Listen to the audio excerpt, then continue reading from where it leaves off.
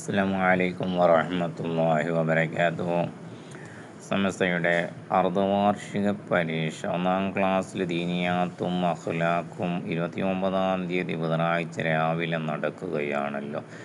അതിൽ വ്യത്യസ്തമായ രൂപത്തിലൂടെ ചോദ്യങ്ങൾ വരും. ഏത് രൂപത്തിലൂടെ വന്നാലും അതിനെ നേരിടാനുള്ള കഴിവും അതിന് ഉത്തരം കണ്ടെത്താനുള്ള പ്രാപ്തിയും നേരത്തെ കാലത്തെ ഉണ്ടാക്കി തീർക്കുക എന്ന ഉദ്ദേശ ലക്ഷ്യത്തോടു കൂടിയാണ് ഈ ചോദ്യങ്ങൾ വായിക്കുന്നതും ഉത്തരം കണ്ടെത്താനുള്ള പ്രചോദനം ഏകുന്നതും.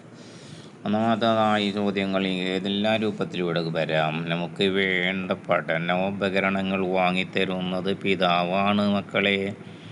എന്നാൽ നമുക്ക് അറിവ് പഠിപ്പിച്ചു തരുന്നത് ആരാണ്? അങ്ങനെയും വരാം. നാം മനുഷ്യരാണല്ലോ കുട്ടികളെ. നാം നിസ്കരിക്കാറില്ലേ മക്കളെ? ആരാധനയ്ക്ക് അർഹൻ ആരാണ്? നാം ജനിച്ച സ്ഥലം നമുക്ക് അറിയാമല്ലോ കുട്ടികളെ. നമ്മുടെ നബിതങ്ങൾ ജനിച്ചത് എവിടെയാണ്?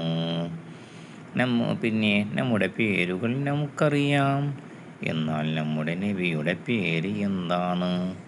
നമുക്ക് വേണ്ട വസ്ത്രം, ഭക്ഷണം എന്നിവ വാങ്ങിത്തരുന്നത് പിതാവാണല്ലോ.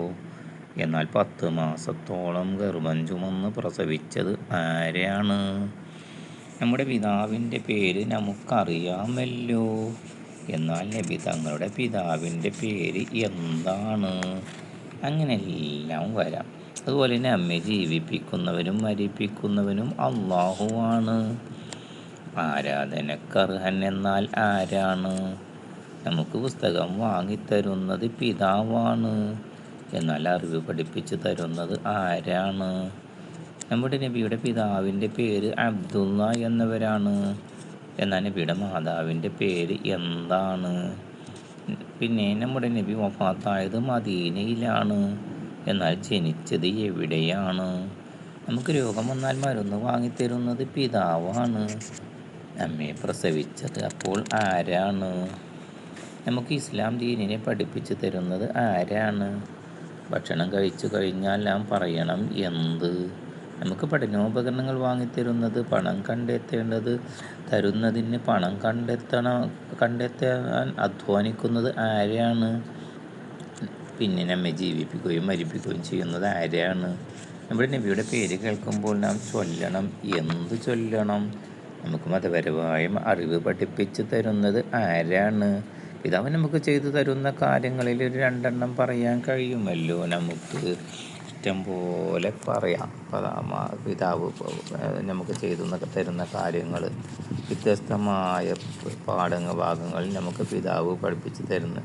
നമുക്ക് രോഗം വന്നാലും മരുന്ന് വാങ്ങിത്തരുന്നു, നമുക്ക് വസ്ത്രം വാങ്ങിത്തരുന്നു, നമുക്ക് പഠനോപകരണങ്ങൾ വാങ്ങിത്തരുന്നു. ഏതായാലും വ്യത്യസ്തമായിട്ട് 2 പറയാമല്ലോ.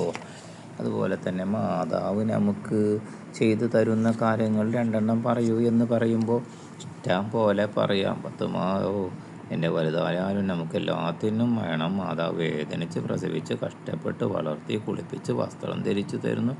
10 മാസത്തോളം നമ്മെ ഗർഭം ചുമച്ച് പ്രസവിച്ചു. ഇതെല്ലാം ഉമ്മയല്ലേ. അപ്പോൾ വ്യത്യസ്തമായ രൂപത്തിലൂടെ നമ്മളെ ഉത്തരം കണ്ടെത്താം. സൃഷ്ടികളിൽ ഏറ്റവും ശ്രേഷ്ഠർ ആരാണ്?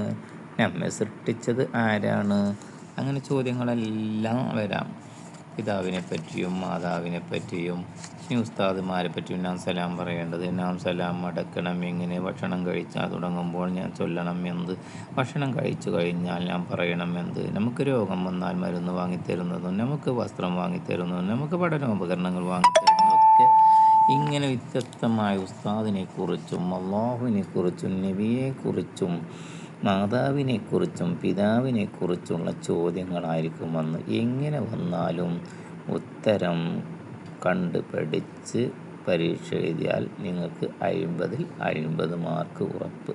നാഥൻ തൗഫീക്ക് നൽകി അനുഗ്രഹിക്കട്ടെ. ആമീൻ. ദുആ വസിയത്തോടുകൂടെ. അസ്സലാമു അലൈക്കും വറഹ്മത്തുള്ളാഹി വബറകാതുഹു.